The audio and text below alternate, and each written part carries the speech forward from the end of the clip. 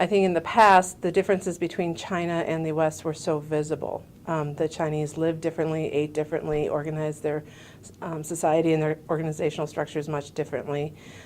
Now it feels more Western. It feels like because there's a Starbucks on every corner, because I can get my McDonald's hamburger, it feels very Western. But I think at the core of every individual is their cultural being, and that really hasn't changed. How the Chinese interact with each other, how they socialize, how they do their business, at the core is very Chinese, and I think that's surprising to businesses, especially when the relationship might start out more Western in a way.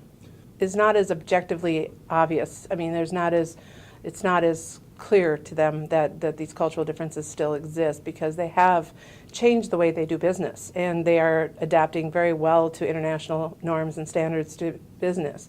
But what goes on in the conferencing and goes on within their teams, and really the relationships that they develop among each other, are still very Chinese. And I think it's still difficult for Western people maybe to crack that circle, or to engage in that level of interchange. I encourage people to take time for the relationship. I think that investing in an extra hour to go have a beer, or maybe a half a day to go golfing with somebody, really takes the relationship from being strictly business to being one that's personal and business. And the Chinese often blur lines between the business and the personal relationship.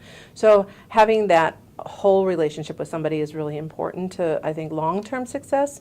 And the Chinese are really interested in a long-term relationship. They're not really there to do the deal and get it done and then move on to the next thing with another person, another corporation.